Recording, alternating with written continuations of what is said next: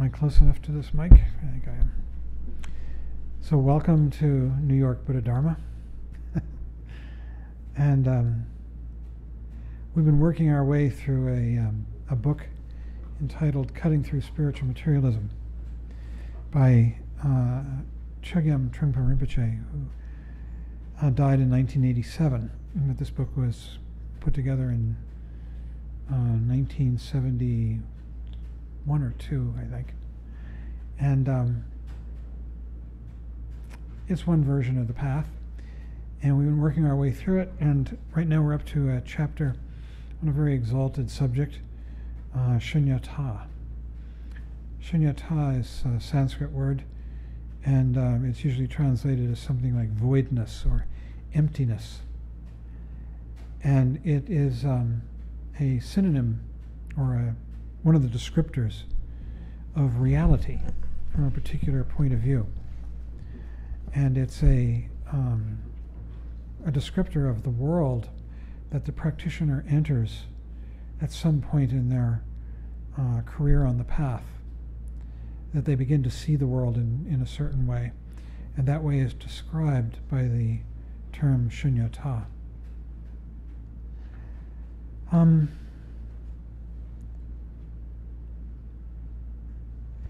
The basic problem that we all have as confused sentient beings, if I can call us that, is that we are lost a lot of the time in thought, which we believe, stories that we tell ourselves.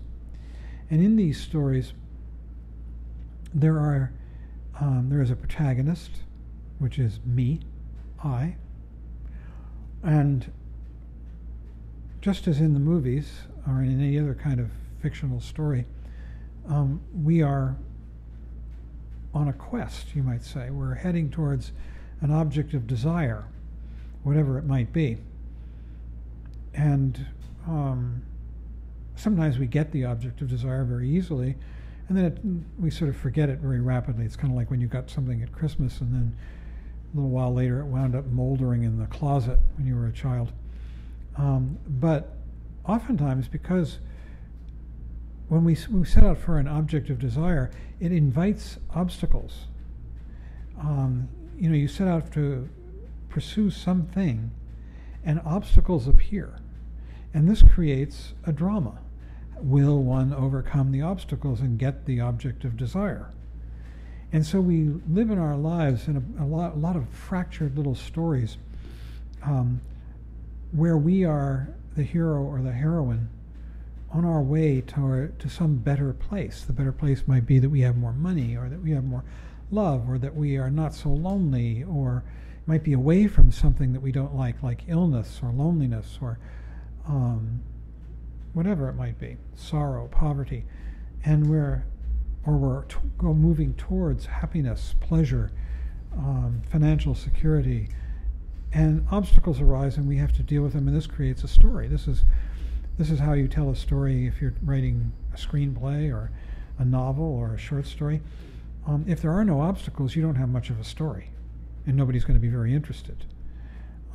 So the obstacles make it exciting. And our loyalty is very much to these stories which we tell about ourselves, as opposed to what is arising in the present moment, which doesn't have much of a story. It's just very simple. What Buddhism teaches is that these stories are quite literally fictions. And they're all about the past and the future. They're not very much about the present, because the present is just here, it doesn't need a story. Rather, we tell ourselves stories about the past, about the things that we're proud of or ashamed of or regret in our past, and the bad things that happen to us, the good things that happen to us that we would like to repeat in the future, the bad things that we would like to avoid in the future. And then we imagine the future. Now, there was a famous psychoanalyst, Fritz Perls, who invented Gestalt therapy, and he said that all stories about the past are actually stories about the future, because we're looking at what we want to avoid or pursue in the future in terms of our pasts. And these stories that we tell ourselves are very, very, very partial truths. In other words, you look at the vast panoply of events, that happen in any given point in time in the past, and you select out very specific little things and create a story out of them. And what you select, you might have had two people standing in the same situation next to each other at an event, and you ask them what happened, and you get two very different stories about what happened. And the reason is because we are conditioned by our pasts to see the world through a lens of that's very peculiar to our pasts. The pasts condition the way in which we see the world as it unfolds in the present. And the way in which we remember the past is also conditioned by our past. This is called karma. It's like the story that I like to use to demonstrate this is that if a child is walking down the street with his mother, I'm making a him, could be anything, and the mother is, she's off in her own world, she's looking window shopping and having a nice time, and she's aware of the child walking next to her, and a dog is approaching, and the child, say he's about 3 years old, and he's interested in dogs, little kids are, and as the dog gets closer, he goes up to the dog to pet it. He's very excited, and the dog bites him. And of course, this is very traumatic. And the mother immediately, rescues the child, and the owner of the dog is apologetic, and the child is calmed, and the dog is taken away. This traumatic event becomes a memory for the child, which lies dormant in the child's unconscious, subconscious. The child isn't thinking about the dog night and day. It's going about as months go by, weeks, days, weeks, months. It comes back and lives a normal life and plays and goes to birthday parties, whatever it does, and forgets about the dog until one day the child and his mother are walking down the street again, and the mother again is absorbed in window shopping perhaps, and in the distance the child sees a dog. And immediately the memory of that past incident comes to the fore and into the child's consciousness. And the child becomes frightened. The mother sees the dog coming, and she's not frightened because she knows that she can deal with it, whatever it is. And she talks to the owner, makes a determination the dog's friendly, brokers a meeting between the child and the dog, and the child has a nice encounter with this dog. The dog's friendly. It licks the child, wags its tail, and they go on their way. And the child now has another memory planted in its unconscious, which is that some dogs are friendly. Some dogs bite, some dogs are friendly. And now the child's unconscious has been, they call it being perfumed in the Buddhist teachings. And they talk about this, they call it the storehouse. I'm using the term unconscious, which was developed by Freud, and his daughter, Anna. And the whole idea of patterning, she called it defense mechanisms. The child getting frightened when it sees the dog the second time is a defense mechanism to protect it from what happened the first time. And but in the Buddhist teachings, which go back, these teachings were formulated and written down about 600 AD in the 6th, 7th century. They talk about it as the storehouse. The storehouse is where memories are stored, and they're stored as seeds, bijas in the Sanskrit, and they lie dormant in the storehouse. The storehouse is called the alaya, until something in the external world triggers them, and then they spring to life, just like seeing the second dog, triggered the memory of the first traumatic incident with the dog for that child. Although sometimes they just roil around in the alaya, in the storehouse, and they just fly out. And this happens to us when we're sitting, and suddenly this memory of a dog pops into your mind for no reason at all. Just, you're just sitting there meditating, or a memory of your mother, or whatever it might be. And that happens at night when we dream, too. The alaya just kicks out these memories. So we're constantly, what it means to be a confused sentient being is seeing the world through a veil of stories. The stories that we are continually telling ourselves. I mean, you walk down the street, one does, walk out the front door and we're looking around, is it a nice day? It's like, do I like this day? And we're immediately thinking about me and my pleasure. You know, me and my, am I going to like this day? Am I dressed well? Is it too hot? Am I going to be hot? You know, if I'm going to be hot, maybe I should go put my sweater back in the apartment, you know. If I'm going to be cold, maybe I should go get a sweater. And we're in a drama immediately, you know, having to do with our welfare. Or you walk down the street and you pass some stranger and you look at them and they immediately trigger some kind of an association. And you're attracted to the person, you're repelled by the person, you're made angry by the person.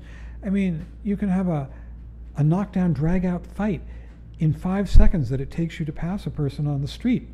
And then suddenly you realize, my God, I was lost in a fantasy of, you know, aggression towards that person. Or whatever it might have been. You made love to her, you know, or him, or whatever, as you walked by them on the street. So we're constantly seeing the world through this veil of preconception. It's like you meet someone on a subway, and maybe subconsciously or even consciously, they remind you of someone that you knew from your past, someone you liked or didn't like. And you react to that person according to your memory of that person in the past that they remind you of. You expect them to behave the same way. It's like we're constantly judging everybody, judging them in terms of, are they going to be good for me, bad for me, or neutral to me? You know? And then all different kinds of variations and gradations on those themes. So we don't see the real world, we see it through a veil, a mist of drama, dramatic stories about me. Now what Buddhism says is that these stories are complete fictions. There might be little elements of truth in them, but no more than there are in a TV drama that you watch, Game of Thrones. I mean, there are trees in there, and you know, in Game of Thrones, and that's true. But the stories are not. You know, there are people, and the people are they're real people. I mean, but their identities are not, and the identities that we give to people are not either. I mean, maybe the name is, sort of, but the way in which we relate to them, the associations we have about them, are very idiosyncratic to each one of us, and they can change in a moment. How many times have you met someone, you made a judgment about them, and that was negative perhaps, and then they said something nice to you and it melted your heart, and there was a slight feeling of shame, embarrassment for having judged the person badly, and gratitude that you could actually let your heart open to that person, that they said something that could melt you, you know, your aggression, your resentment. We are so quick to make judgments based on the stories from our past, like that little child, you know, expecting that second dog to be as aggressive as the first. So what Buddhism teaches is that it's possible, what Buddhism offers is that it's possible to live in a world utterly stripped of these preconceptions, that they are just fictions, or as my teacher Trungpa Rinpoche said, lies. That the idea of I, me, is also a lie. Just like any TV drama or fiction about a hero or a heroine, we have these same fictions about us. I only exists at the moment that we're telling a story in here about it. And then when you stop, when you come completely present, just right here, awake, I's gone. It evaporates until you go, now wait a minute, what am I doing? And then the I's back. And you've got an idea of a project. I always has a project of self-betterment, self-improvement. That's what I is always about. self-protection, because I doesn't really exist, so it's always engaged with trying to prove that it does. And the way in which it proves it does is by having these dramatic relationships with others. And we go looking for them. So when we do the practice that we just did here of coming back and resting in the present moment, we are letting go of I and all its dramas. If only for a split second, maybe longer, depending on how well we can rest in that present moment, and then I reasserts itself and starts telling another story. How am I doing? I'm not doing a very good job of meditating. That's a good one. And you can really entertain yourself with that. And by entertain, I don't mean create a pleasurable story, I mean an occupying story. Because what I is constantly looking for is a story that proves that it's here. So fear, irritation, negatives serve the function of proving that I am here. I'm the one who's afraid. I'm the one who's irritated. I'm the one who's unhappy. I'm the one who's depressed. I'm the one who's sad. And likewise, if you're getting what you want, well, then that's really good for I. I'm elated. I'm blissful. I'm blissed out. I'm rich. I'm loved. I'm whatever I am. And all these stories, we use I is using the external world as a kind of bounce back, a mirror, to say, if that's there, that proves that I'm here. If that's there, that proves that I'm here. And in fact, that's the way it works, because fundamentally, I is nothing more than a statement that is made from time to time. I and all the stories we tell about it. So what we've got is we've got this open space that we're all sitting in the middle of all the time. Just this. And then in the middle of that space, this is how the problem starts. There's suddenly a concretization. There is a person over there. And if that's over there, that implies the existence of a perceiver here. And there's a journey that's made. That there, therefore, I'm here. And as soon as you've got that going, then you want to keep it going, right? Because if you don't, I is going to disappear. It's going to die. And I doesn't want to die. So what I does is it reaches out and it says, what's the quality of that thing out there? That person, that object. Is it for me? Is it against me? Is it indifferent? Neutral? These are called the three poisons in Buddhism. If it's for me, you want to pull it towards you because it augments your existence. If it's against you, you want to push it away because it is threatening. And if it's indifferent, you don't care. But you've got the relationship going, and that's what counts for I. I wants a relationship. It's got to keep the back and forth going. Otherwise, if there's no back and forth, then there's just open space, awareness of the present moment, and I disappears until it says, how am I doing? Was I meditating? Yeah, I was meditating. Oh, that was good. I had a moment of being thoughtless. That's a good one. And so I did a good job there for a minute, but now I'm doing a bad job. Now I'm thinking again. And then we've got I with its problem and the reassertion of its existence.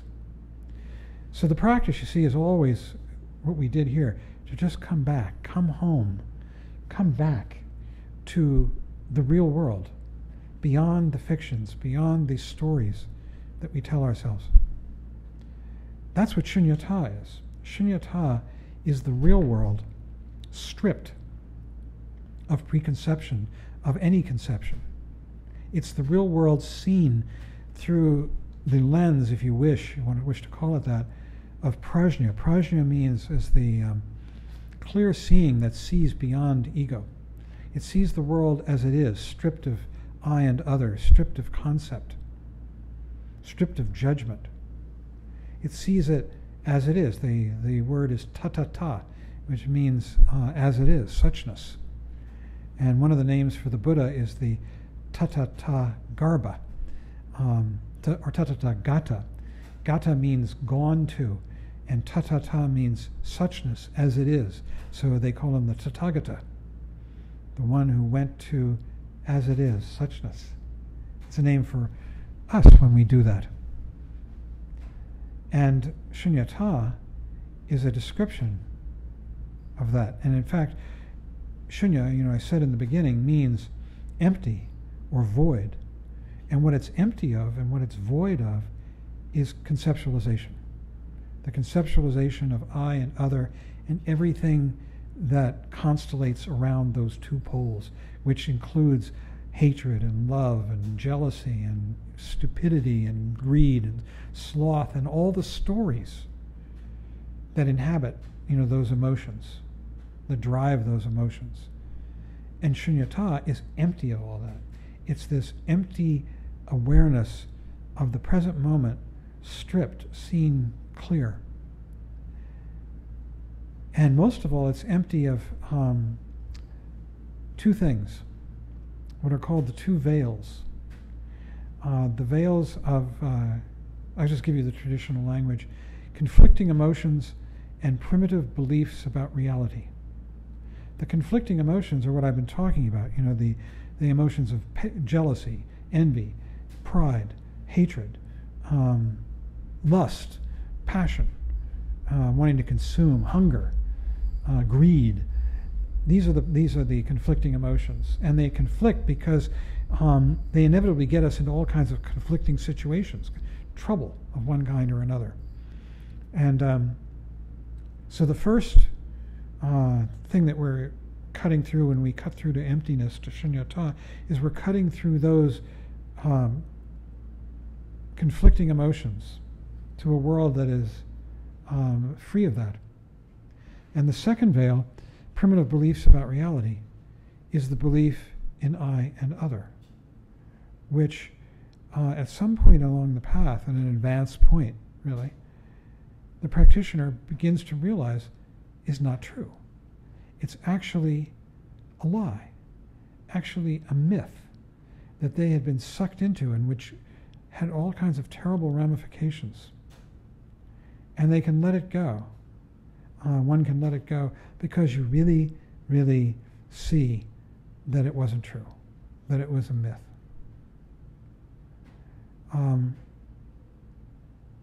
Yeah. I mean, I think each one of us has had experiences in our lives, perhaps, I know I have, where I really believed something and I was stuck in a particular belief. Perhaps it could be a belief that someone didn't like me, that someone had it in for me, that someone really hated me and was my enemy. And then suddenly something happened that revealed that I was mistaken and that this person actually had warm feelings toward me, feelings of friendship, was kind, had an instinct of kindness towards me. And I was shocked to find this out. One might be. And you're sort of stunned. And then you begin to realize you can't treat this person as an enemy anymore because it wasn't true. It was all in your imagination. And in waking up to that, you really have to let go of that previous assumption that this person was an enemy and come back, and now everything has changed. That's what emptiness is about. It's waking up and discovering that what you thought was true, I and other, actually is just a mistake, an error. It wasn't actually true at all. And it involved you in all kinds of problems and suffering and emotivity and mistakes. And now that you realize that it's not true, you have to let it go. Just as you have to let go of the idea that this person was your enemy when in fact it turns out they are your friend. I mean, have you had that kind of experience where you had that assumption that was so radically contravened, so radically flipped around? I've had quite a few of them in my life. Oh boy, and some of them were really bad. Really screwed things up for me and for others. I mean, they usually don't just screw you up, they screw up people around you too, because they involve other people usually. if they're really powerful.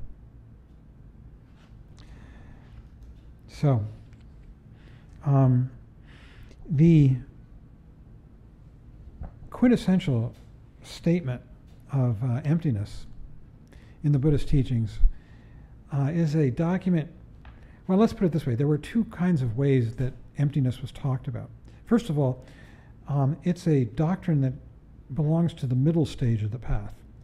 Now, in Tibetan Buddhism, which is what we practice here, there are roughly three main divisions to the path.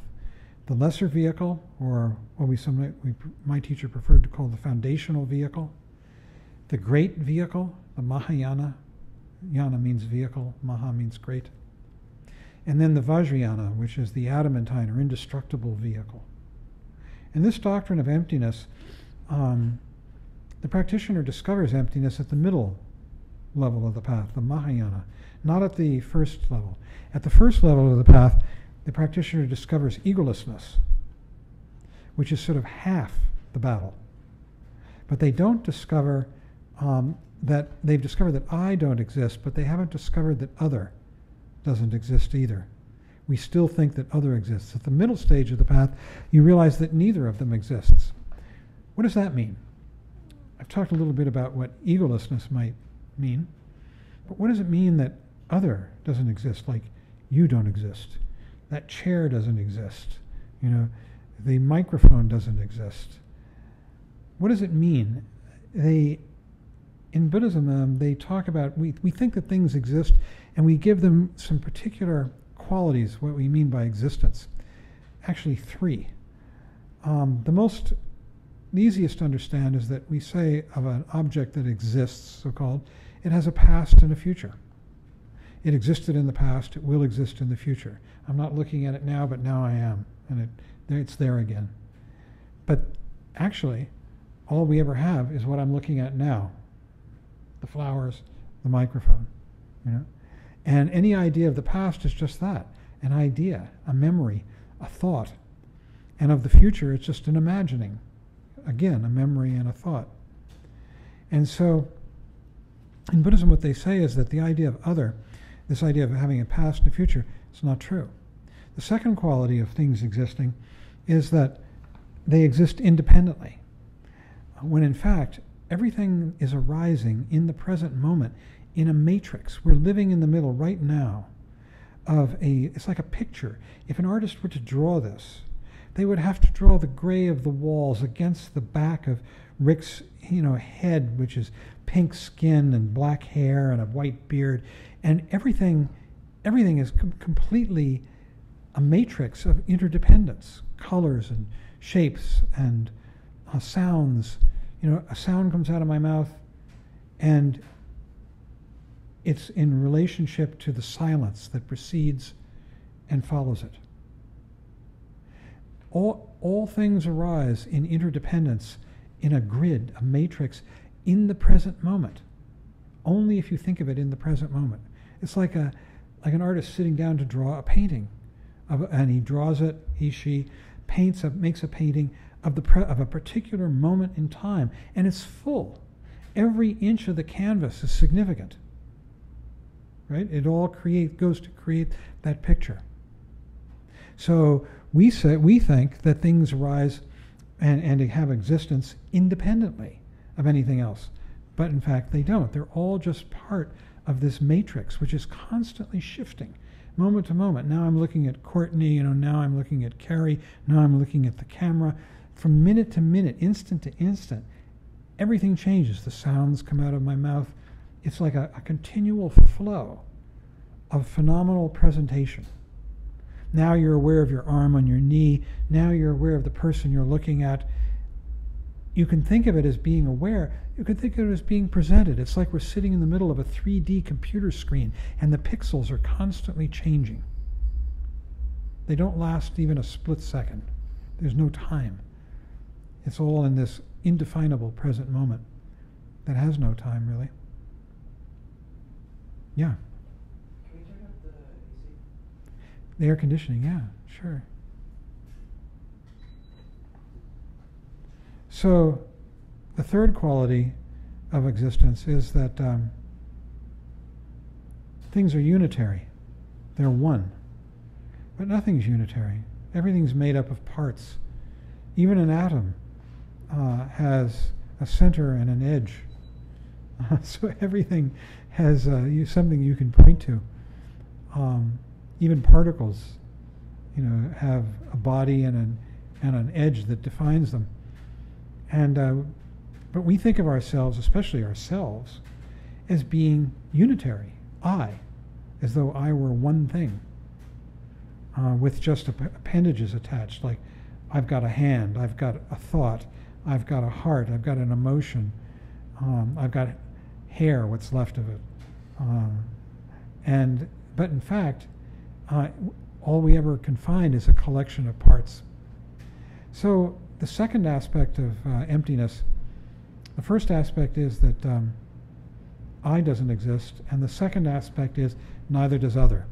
What we're living in reality, is a matrix of constantly flowing, liquid, phenomenal presentation, like the images in a mirror. That's what this is like. All of these phenomena, objects of sight, sound, smell, taste, touch, and mental events, arise in the middle of space and pass away into it, instant by instant. We're just living, and that's what, in fact, this is the descriptor of reality from an absolute point of view. They talk about it as being the union of space, or emptiness, if you will, and phenomena. And the phenomena are arising, and they're just equally a part of the space. They're just like colorations in a mirror, or the colorations on a computer screen of pixels. You can't say that these things have any true substance. The images in a mirror don't. They're not separate from the mirror, and yet they're not the same as. They're modulations of it. And this is the true of all these 6 objects of sight, sound, smell, taste, touch, and mental events. So there are 2 ways that you can approach this through Buddhist philosophy. The earliest was that the Buddha taught this, the doctrine of emptiness, Shunyata. It's called the second turning of the wheel of Dharma, the second teachings. The first teachings were the teachings on the 4 Noble Truths.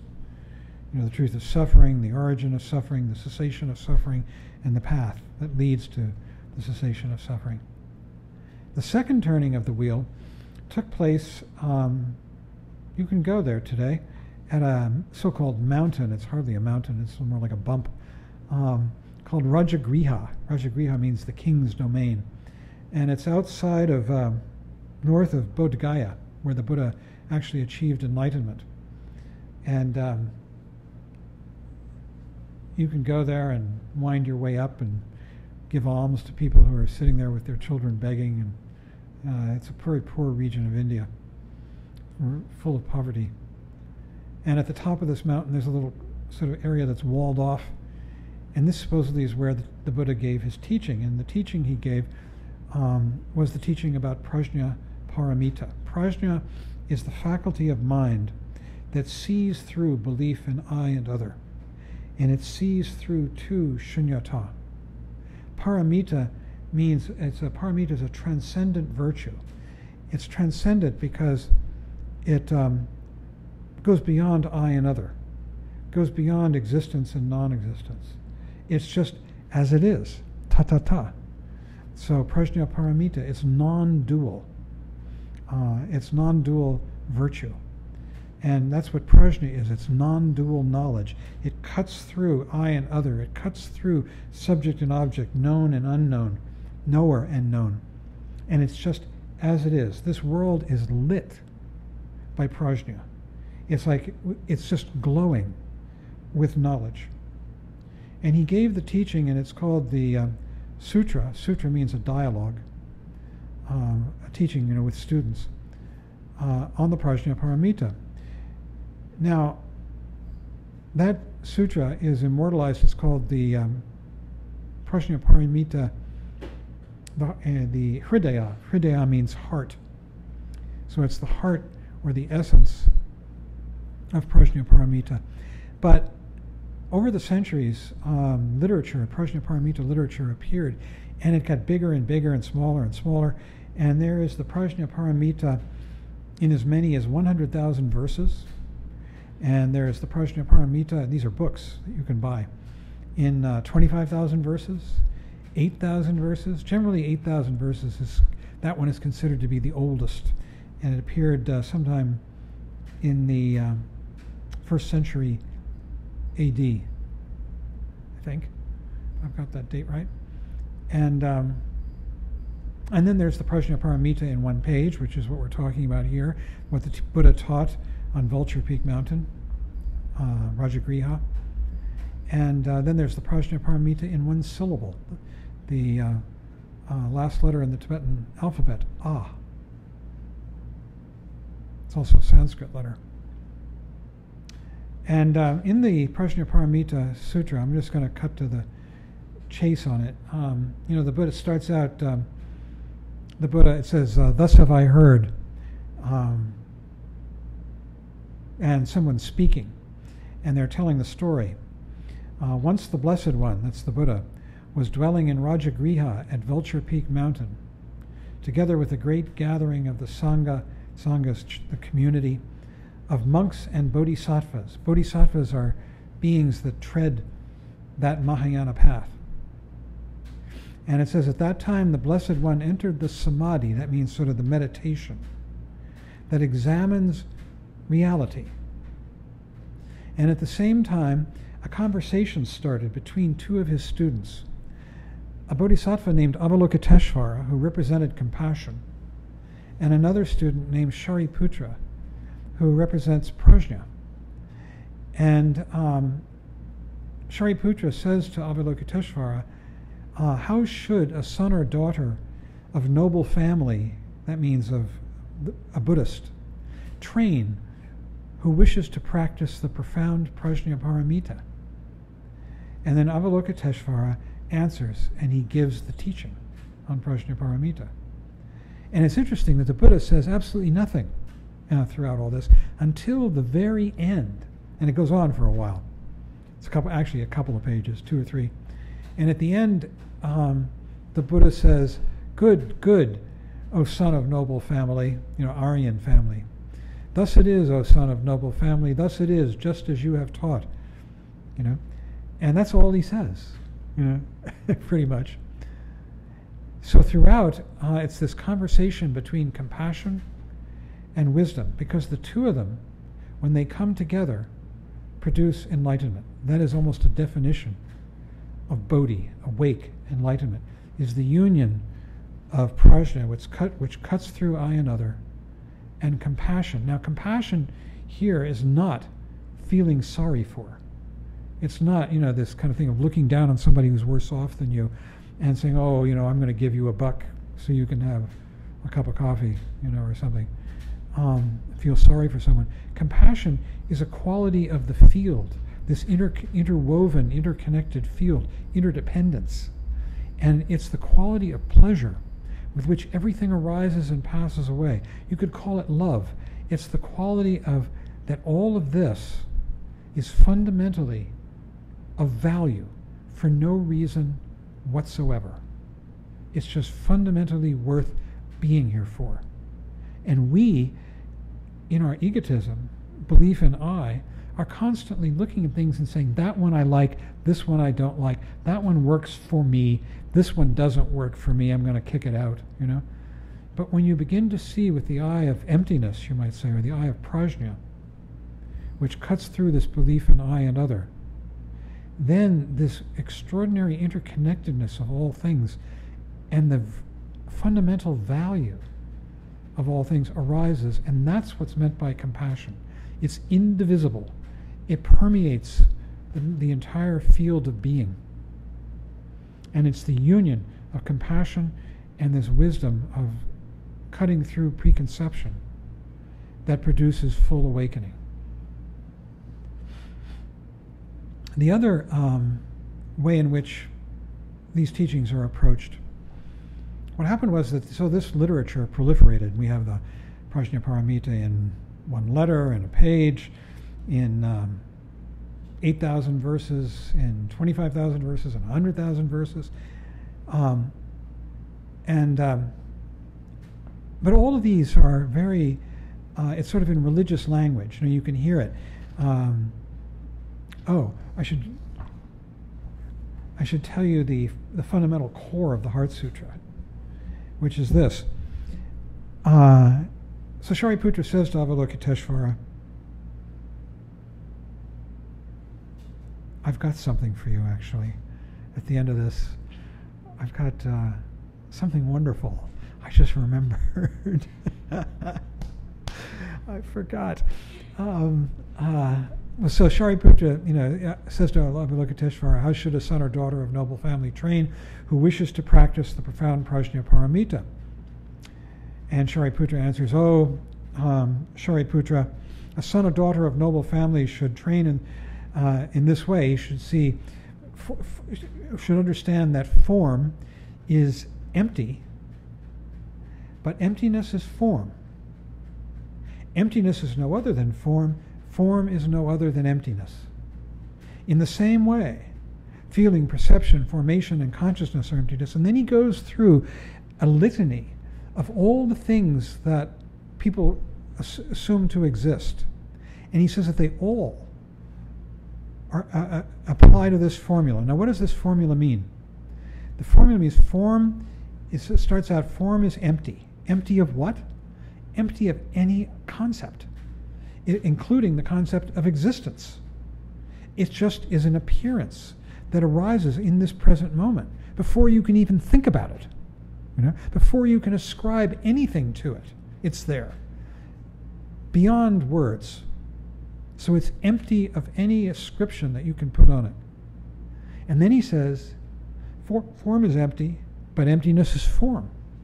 And this is a caution that you can make a philosophy out of emptiness. And then you go around trying to see everything as empty. And you think, oh, I'm a big deal because I understand emptiness. And now I'm seeing the world as being empty. And this is bullshit, you see? And that's what he's basically saying. It's bullshit. Form is empty, but emptiness is form.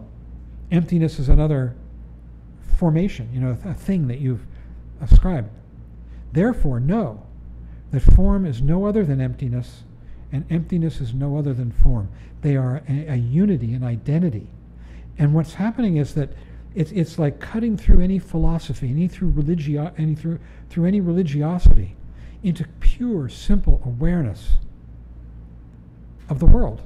It's full acceptance that this world that arises in the present moment is the real world, that we have such a difficulty accepting. We keep saying, no, it's not enough. I want something more. I want to be enlightened. I want to be happier. I want to be something else. And it's that feeling of constant dissatisfaction that is the very bedrock of suffering. Now, I'll just mention finally, because it's mentioned in this chapter, there's a lot more in this chapter. This talk was an amazing talk by Trungpa Rinpoche. But what happened was, so this is a kind of a religious formulation, the Prajna Paramita literature. In the 2nd century A.D., a man appeared in India named Nagarjuna. Sometimes he's called the second Buddha. And he developed a school of philosophy that rationalized all of this. It's called Madhyamaka. And what it means, that word means, is middle way, the middle way between the two extremes. And basically what it was Madhyamaka, especially as Nagarjuna formulated it, changed a little bit later, but it split into some different schools.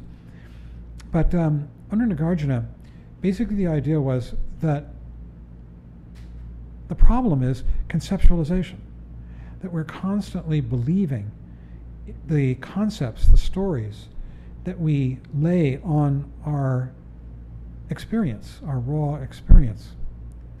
And so what Nagarjuna did was to attack any conceptual formulation and show that it was internally inconsistent, that language, concept itself, was just a figurative way of understanding. And in fact, in Buddhism, words, concepts, are called the tags. They're called tags, like you write the word chair on a piece of paper with a string attached, and you attach it. Here's the reality. It's almost indescribable. You couldn't possibly, if you took all night, you couldn't describe all the nuances of the shapes and colors that go to make up this chair. But you can take a word like chair and tie it to a piece of string and tie it to the arm of this chair, right? And so we call it a chair. Madhyamaka is showing that all conceptual formulations fail to describe reality, and that if we believe them, we are treading a path to ignorance, to mistake. So I'll just give you an example. A lot of the arguments, most of them are sort of what in Western logic they call reductio ad absurdum, reduction to absurdity. Here's a very simple one. There would be an argument between him and the Tirtaka, they're called. Tirtakas mean sort of heathens, as it were. It should be non-believers, except there's no belief in Buddhism, right? Buddhism eschews belief and regards it as a problem, including that one. See, Nagarjuna said beliefs he called them drishti. Drishti is a Sanskrit word, probably best translated as views. You have a view. And Nagarjuna said, hold to no views, because they're all crap, He said, including that one, about no views. And he said the victors, the jinas, pronounce as incurable people who hold to that view as a view, to hold that as a view, that the idea that there are no views. That's so subtle, it's hard to cure anybody of. So here's a view that he would attack. Let's say the proponent, the Tirtaka, says things have beginnings. Everything has a beginning and an end. So Nagarjuna says, well, let's take the idea of a beginning. And he says, now, you'll grant me, won't you, that if something has a beginning, there must be a point at which the beginning starts. And the Tirtaka says, granted. And then Nagarjuna says, so, you would agree then that there is a beginning to the beginning. And the Tirtaka says, granted. And then Nagarjuna says, so, then you would have to agree as well that there is a beginning to the beginning of the beginning. And you see where that goes, right? So that's a very easy one. There's a famous one called, the argument for some reason is called diamond splinters. I don't know why. And it's an argument about causality. And the Tirtaka proposes all things, causes have effects. And Nagarjuna says, well, if you assert that causes have effects, then you must agree that the cause either comes before the effect, simultaneous with the effect, or after the effect. There's no fourth possibility and has to be one of those three. And the Tirtaka says, agreed. And Nagarjuna says, and it would be absurd if the cause came after the effect, because how could it produce it? Agreed? The Tirtaka says, agreed. And he says, and if it came before the effect, how could you say that it produced the effect, because there'd be no connection between them? If it really came before it. And the Tirtaka says, agreed. And then he says, and if it came at the same time as the effect, how could you tell which one produced the other? Simultaneous. So there goes cause and effect out the window. And he does this with everything. And what he's really showing is that words don't capture reality, just as the word chair doesn't capture the experience that each one of you is having of this chair as you look at it. It can't. It's just a tag, a name. But we take these words and we weave them into conceptual stories and formulations which run our lives and which drive us with full of anxiety and fear and love and passion and lust and everything else. And they're just myths.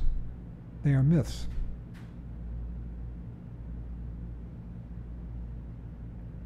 So, you can study Madhyamaka. Madhyamaka is an interesting thing to study. It's good preparation. It breeds cynicism about stories. Basically, Nagarjuna attacks absolutely everything. The idea that things have qualities. Most of all, he attacks the idea of existence, true existence. And comes up with a formulation called the four-legged statement, tetralemma. And The four-legged statement says of existence, for instance, things neither exist, things do not exist, nor do they not exist, nor do they both exist and not exist, nor do they neither exist, not exist, nor exist, which eliminates just about every possibility that you can think of. That's called the four-legged argument. And then he goes about to prove that in a variety of ways, and basically what it is an attack on language, because we believe language so much. We live our lives naively believing the stories that we tell ourselves or that others have told us. So this path is one of discovering emptiness. That's a good point. There's a lot more to it than that. But that's a real extraordinary profundity. They say that when the bodhisattva, that's the person who treads this path, makes the breakthrough into emptiness, that is the entrance into the Mahayana, the discovery of Shunyata, voidness, and that the path is graded into 10 stages, and the first one is the discovery of emptiness altogether, and it's called the first stage, or the first bhumi in Sanskrit. And the name for that bhumi is great joy, pramudita, because the bodhisattva, in discovering the twofold egolessness, is freed from suffering, fundamentally cured of suffering. Now, there's a very faint suffering that still inheres because of self-consciousness about it. It's like the bodhisattva is very conscious that he or she has discovered emptiness and is celebrating it. And that very discovery of emptiness is a kind of self-aggrandizement which involves a subtle kind of suffering. And so the bodhisattva has to, over the period of the 10 bhumis, moving through them, is basically letting go of the cherishing, you might say, the holding on to this discovery of emptiness, and coming down more and more and more into the real world. So there's a famous, I'll close with this, there's a famous series of woodcuts in the Zen tradition. You're probably familiar with, you've seen the ox herding pictures, you know? And in the beginning, they're woodcuts, and they show this guy, and it's his spiritual progress. And in the beginning, he's a woodcutter, and he cuts wood and chops wood and carries water. And guess what he does in the last panel? After making this whole complicated journey, spiritual journey, he chops wood and carries water, because he comes back to this world, but maybe with a different kind of appreciation.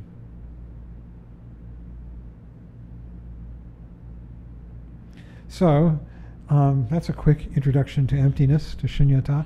I felt like since a lot of people hadn't been here or hadn't read the book, we had to give some preamble to it and talk about ego and what leads up to this. We can have a discussion, if you like.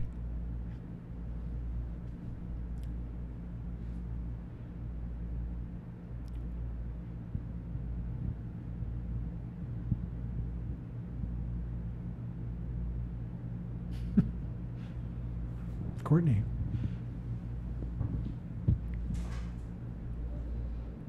I remember the first time that I heard you speak. Was at a Dharma night at Shambhala. I think it was 2009. It was my second time there. And you were talking about, I think that was ordinary magic. And I remember you saying, you just made the statement, this world is beautiful for no reason at all, like you just were talking about there. And I remember that my response to that was that must be true. That must be true. Yeah. I understand that must be true. Yeah. And it makes me wonder for us, I don't know who else might want to share, but it makes me wonder for you, for us,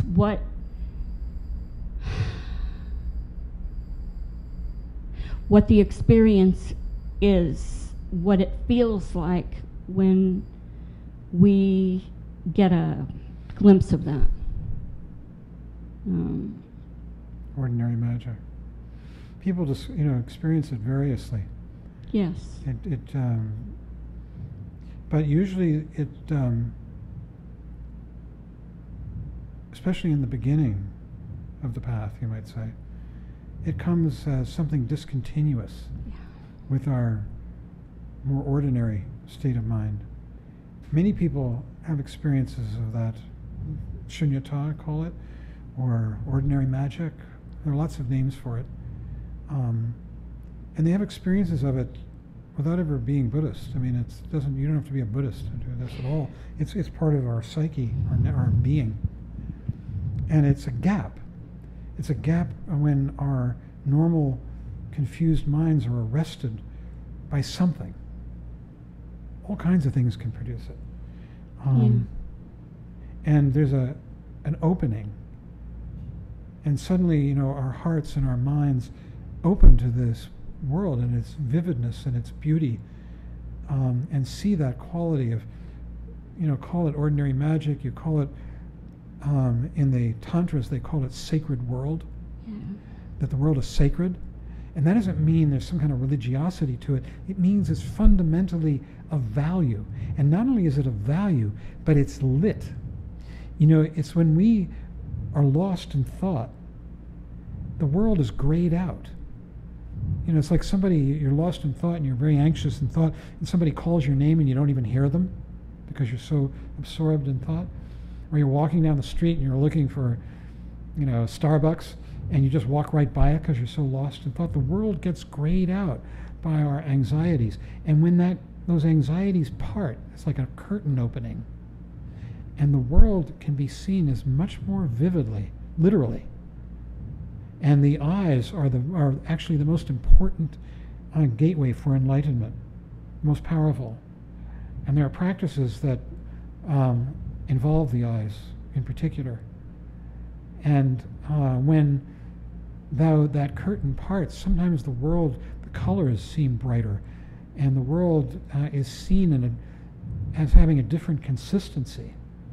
This space that we think is empty can have a texture to it, as though it were liquid.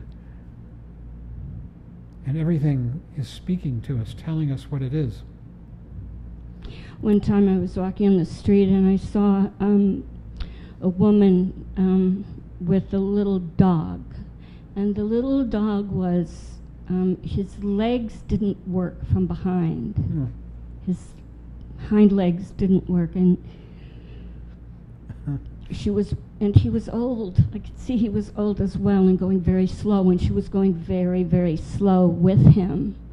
And I was just watching them, and then I saw her, I didn't expect what she was going to do. I didn't expect anything, really. I was just watching them, and she lifted him. She lifted him in such a way that he could urinate easily. And he did. And it was gold. The urine was gold. And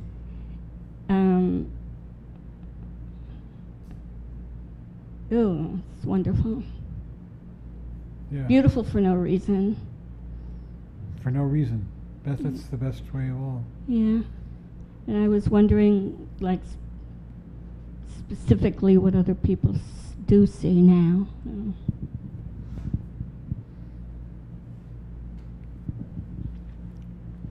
Yeah. I mean, there have been times in one's life when the world lights up, and it can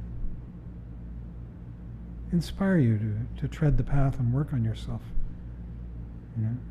to go find that place again.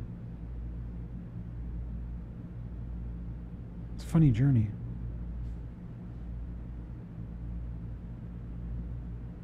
Yeah. I actually, so I went to boarding school. And You what? I went to a boarding school, Uh-huh. and the boarding school had a motto. And one of the things that I thought was very interesting is, just listening to you talk tonight, you were talking about, wisdom and compassion, right? As embodied by the two guys in the sutra, right? Who are they again? Shariputra is Shariputra, prajna and wisdom, and Avalokiteshvara. Avalokiteshvara, is right? Compassion. And so the motto, what I found interesting was the motto, which is doesn't have anything to do with Buddhist philosophy, as far as I'm aware, goes like this. It says,